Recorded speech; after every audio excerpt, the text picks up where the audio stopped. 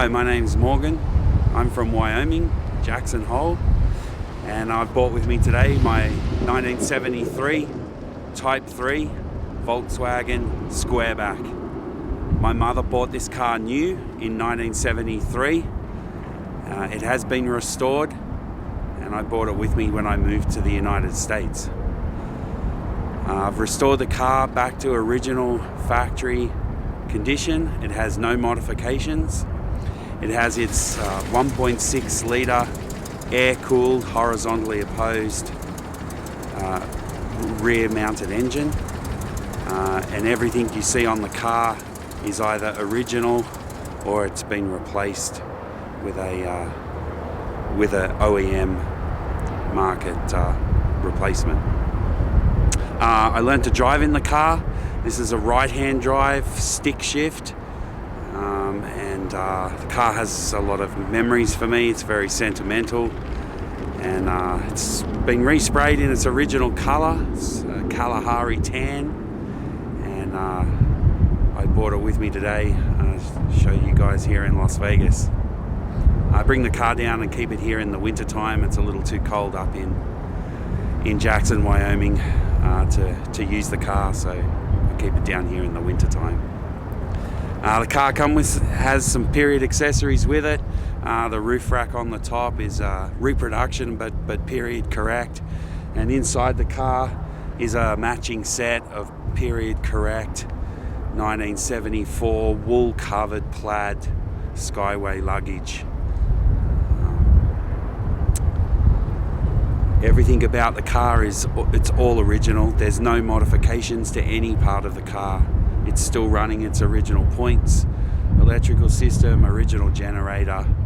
All I did was pull the car to pieces, restored anything that needed restoring, replaced anything that needed replacing, rubbers and the like, and basically put the car back together again. So what you see here is the original car as it left the factory, just with a little bit of a restoration done to it.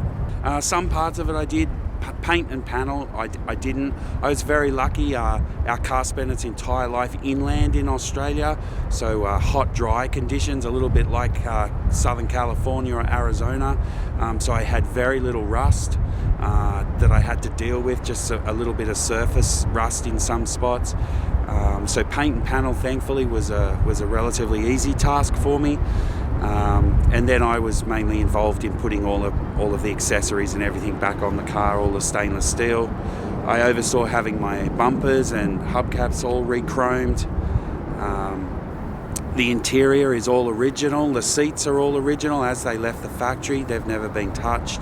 I did have the carpets redone, but I pulled out my old original carpets and had them made exactly to factory specification with loop weave, salt and pepper, carpet, and had all of the moldings and everything put back on my carpets to go back in. Yeah, obviously the color attracts a lot of people.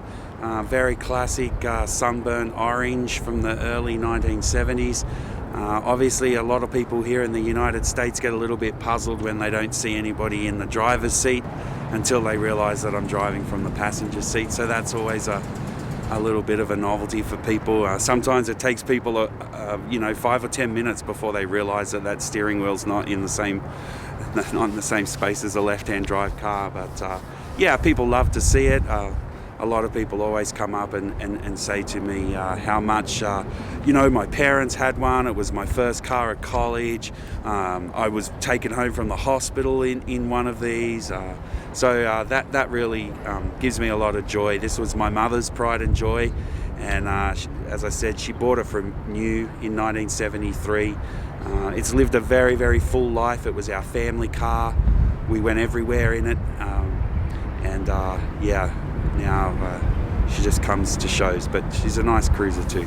Really Volkswagen were really quite ahead of their time. The aerodynamics in this car, because the engine's in the back, the front is very swept under, and the car rides low to the ground, and rides along really quite nicely. You're never going to break the land speed record in her, but she'll comfortably do 80 miles an hour on the interstate.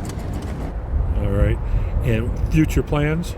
for the vehicle? I actually have another one. It's a 72, just a year older than this one, in the fastback version of the same. I'm currently working on that and getting her ready to bring out and show, hopefully, the pair of them together. Same colour.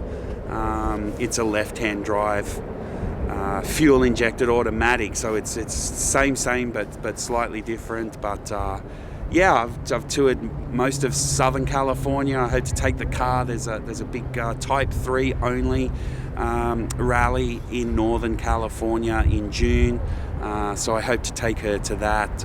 Obviously, she's a rare right-hand drive car here in the United States, so gives a lot of enthusiasts enjoyment to see a car from another part of the world here in America. Alrighty, thank you. Thank you. And is that Wolfsburg? This is the Wolfsburg crest. Yeah, the Wolfsburg Castle, which is where the original Volkswagen factory is. These cars this is an Australian assembled car. So in the 60s, Volkswagen was manufacturing in Australia. By the 70s, they were assembling only. And in order for the Australian government to let them into the country to sell, Australia had a very protected car industry with Ford and General Motors Holden in Australia. Mm-hmm. So in order for the Australian government to let Volkswagen compete, a certain amount of Australian content had to be in the cars. So the tyres were put on in Australia, the instrument clusters were made in Australia, the car was painted in Australia. The badging, which is unique to Australia, the Type 3 badging on this vehicle, you won't see anywhere else. And with the amount of content that was put onto the cars in Australia, that allowed the government to let them compete in the marketplace. This is probably one of the last that was assembled in Australia in late August 1972 for the Australian, for the 1973 year. Yeah, you can turn. And this one was sold July 7th, 1973.